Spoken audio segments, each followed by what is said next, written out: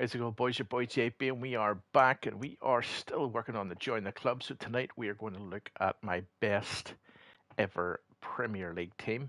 Very pleased to get this one out. Actually, obviously we start the year wishing to make the best possible Premier League team because being from Northern Ireland, I watch the Premier League pretty much solidly, especially given my love for Liverpool. But I wanted to put in not only some Liverpool players that I've really enjoyed this year, but also actually I really want to put in some of the best players that we've seen so far. So I think from a Premier League standpoint, Alisson this season of FIFA 22 or 23 has been the best overall goalkeeper. Like I don't see anybody kind of saying otherwise.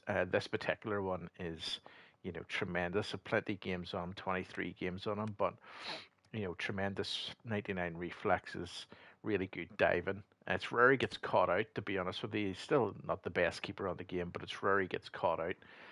So it's nice to kind of have him in there.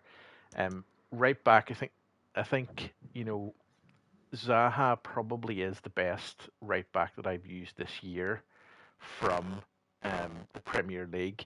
Actually, I like him really much more up in the midfield and the right mid. He can play both.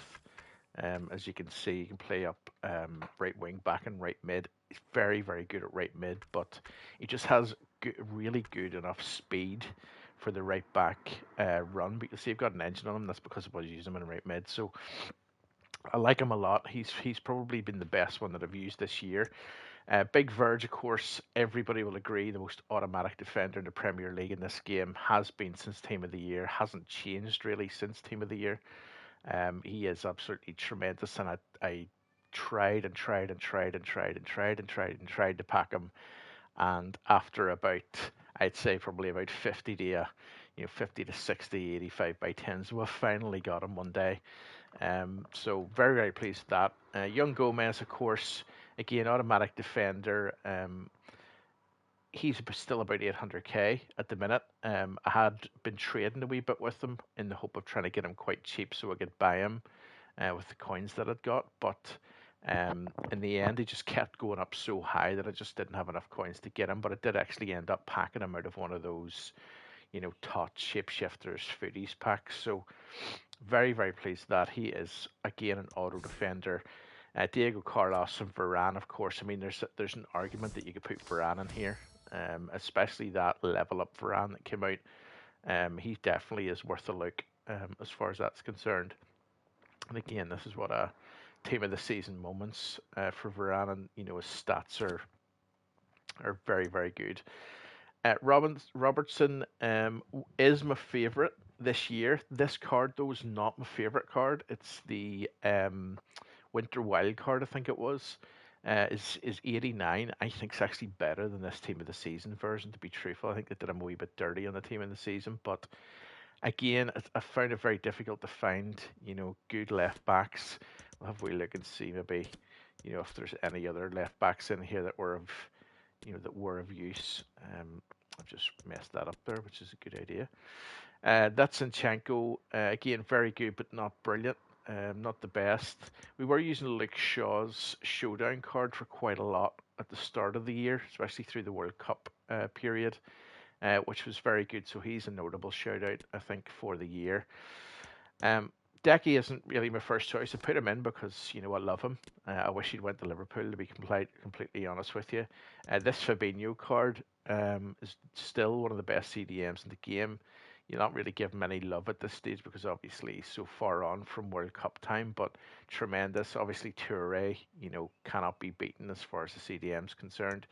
Kante, very much a letdown this year. We had his big card, and his big card was not great.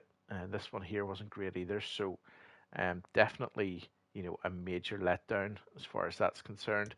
Palhinha's World Cup card is very good as well. And of course, the Adams was the card that we got out of our very first one to watch pack. So it was for the year. So, very, very decent to kind of look back on that for definite. Rodri, I think we can say in both normal life and in FIFA 23, probably the best, or one of the best centre mids. across the Premier League. We obviously got that Thiago recently. We've just got Martial recently as well. This McAllister is excellent. Bruno was also very, very good. And I've been using this Elliot quite a lot over the year as well. So, you know, again, centre mids have actually been quite good. And of course, it harkens back to the old footballers promo as well. So in general, it's been a very good year actually for centre mids, but I think this Rodri is the best centre mid I'm using at the minute. I think outside of Marcus Llorente. We did manage to get De Bruyne, of course. De Bruyne will always be in this list if we can get the highest, you know, version of it. This isn't the highest version of him at the minute. I think there was a level up version that we couldn't get at that point in time, but I think he's always brilliant in this game when it comes to the end of the game. Probably the MVP actually this year has been the Saka. This Saka card is one of the best right wings, right mids on the game. That's the reason why I don't have Zaha at right mid or whatever in this scenario, because there's just something about this card. This card is just gravy. That's all you can say. It's so good, and it's very difficult to kind of say why, but he's just in the right place at the right time. Very easy to move, very easy to kind of get around. No kind of messing about with him. So, you know, again, very, very good indeed. I'm just trying to think if there's anybody else. Of course, we've got that Salah. Joe Cole's footage card was excellent, but he was very hit and miss throughout the entirety of the year, I thought. And of course, Lucas Moura very badly dropped off. For left wing, this Mudryk card is the best card that I've used in left wing. Apart from, I think we have Sancho as well. Sancho has been doing bits for me recently. This Gabriel Martinelli, we packed him in Team of the Season, and you know, again, very, very good as far as that one's concerned. But I think Mudryk, without a doubt, this card here is just super. Can't be beaten as far as I'm concerned. Of course, last but not least, you can't have a Premier League top team without Big Erling in there. Other notable kind of people out of it, you know, we got that one. Forlan, of course. I'll say to everybody, Forlan is my favourite card this year.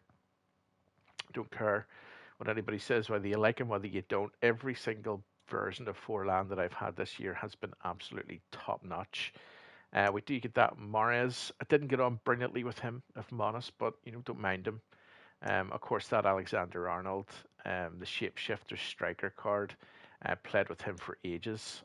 Bobby as well, and of course now Nunez is final level up card. We lost about 350,000 coins on this one, but it was worth it just to get him for the Liverpool past and present. Outside of that, though, nobody else really standing out, with the exception, of course, of Ginola at the start of the year. But of course, this Isaac card was also good when he came out. But I think for me, Erling or Forlan is the best. As far as the bench is concerned, of course, we've got that Fernandes, which is tremendous. Most recently, the Erdegaard and Bruno. Sancho on the bench as well, very, very good. There's that Cole card that we talked about earlier.